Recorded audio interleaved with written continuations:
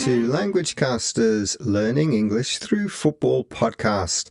Hello everyone, welcome to the show. My name's Damon and I live in Tokyo, Japan, which at the moment is cold but sunny, perfect winter weather. What's the weather like where you are? Now, as a Liverpool fan, I enjoyed the European football action this week, which saw my team win 1-0 away at Girona and stay top of the new Champions League. How did the team you support do? I'm sure Damien, the other member of the Language Caster team, was not too happy with Spurs' draw in the Europa League against Rangers, although they did come from behind. こんにちは。I'm Nori. I live in Liverpool, and I'm a Japanese Evertonian, not Alf. 皆さんは languagecaster.com を聞いています。たら Nolly, thank you for that message. Arigatou gozaimashita. I hope you're looking forward to the rescheduled Merseyside derby. Of course, I'll be hoping for a Liverpool win. And we'll be listening to more messages in different languages throughout the show.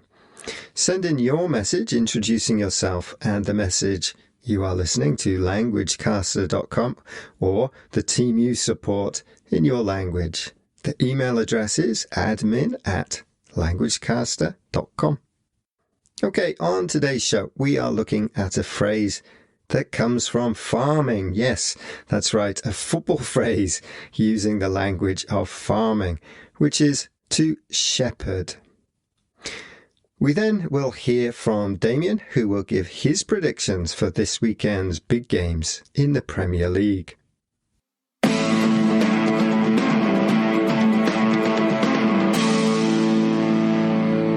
Okay, the word we are looking at today is the verb to shepherd.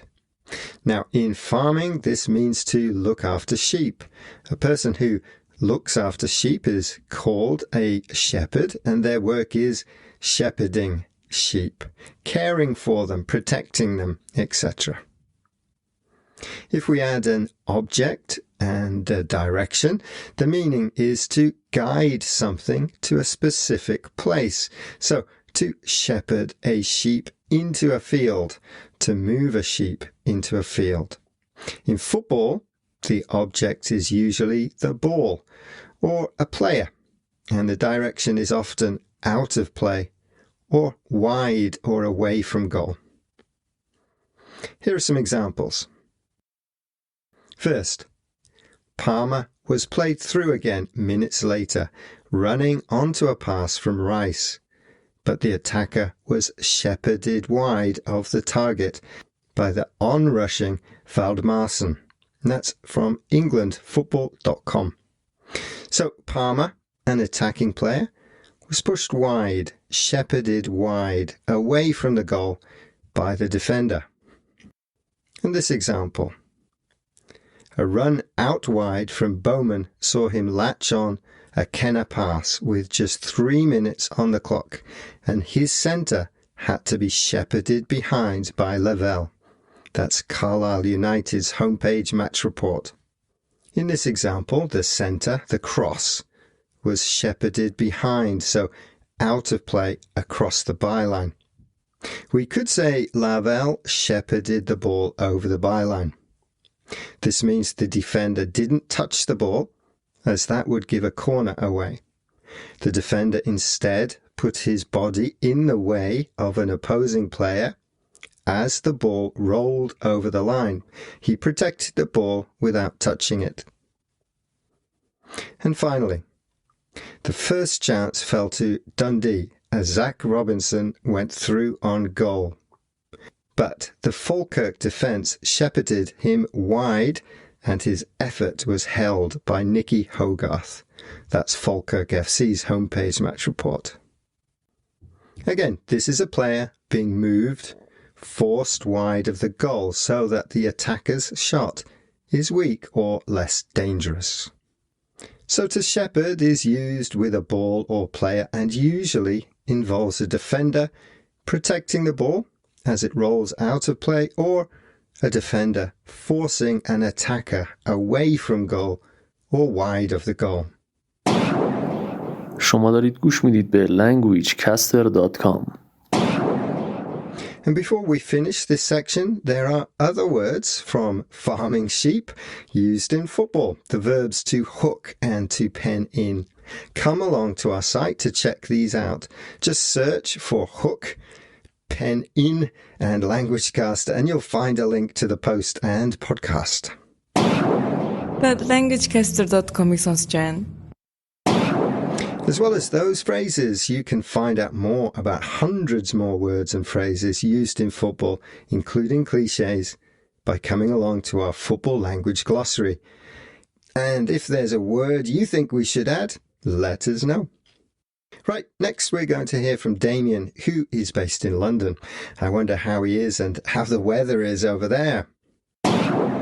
Du hör på languagecaster.com. Hi everyone. Yep, this is Damien from a very cold London. Right, let's take a look at this week's predictions, in which our main focus will be on the Premier League. Let's start with a big derby between Manchester United and Manchester City. Two teams that are not in the best of form. They are out of form, in fact. City will look to bounce back after a bad defeat away at Juventus in the Champions League this week, while United will be hoping to put their home defeat to Nottingham Forest last weekend behind them. I think City will have too much for their City rivals. I'm going for a 2-0 Manchester City win. Another derby, this time in West London, sees Chelsea take on Brentford. Chelsea are in great form, having won their last 4 league matches, while, as we mentioned in this week's Football Expression, Brentford have an amazing home record, but really struggle away. So, on paper, this should be a home win, a home banker. But I think Brentford could cause an upset and surprise Chelsea. 1-0 to the Bees. That's the nickname of Brentford, of course. Another game filled with rivalry also takes place on Sunday when Brighton face Crystal Palace. And although Palace have improved recently, I think Brighton will win this one. A home win, 2-1. I also think there will be another home win in the game which features Arsenal and Everton. The Toffees, that's Everton, are not so strong on the road, and Arsenal seem to be hitting form. Maybe 3 or 4-0 to the Gunners. And finally, Damon's favourite side, Liverpool, host Fulham on Saturday. Liverpool have just won their 6th Champions League game in a row to top the Champions League standings and will be favourites to defeat Fulham. But the West London side have hit form and will be a tricky opponent. They might scrape a draw here, 1-1. Sorry, Damon. What about you? What do you think will happen in this week's games? Hola a todos, estáis escuchando languagecaster.com.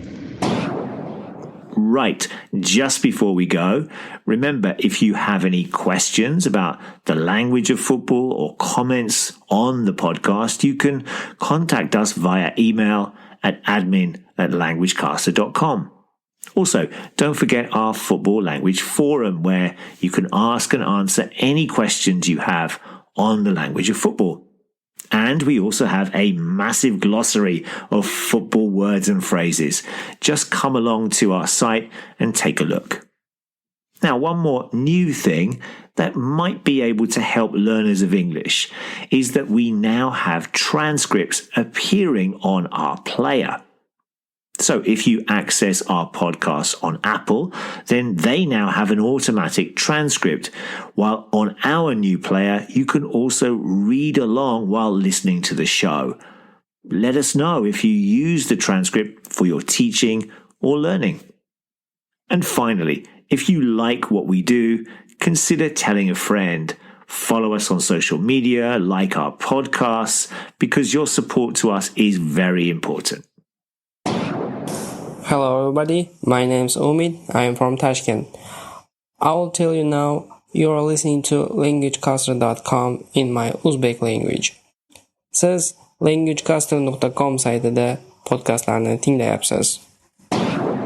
Thanks for that, Damien, and thank you for that final message, which was in Uzbek. We also had messages in Persian, Mongolian, Norwegian, and Spanish. Today, we looked at how farming is connected with football with the phrase to shepherd.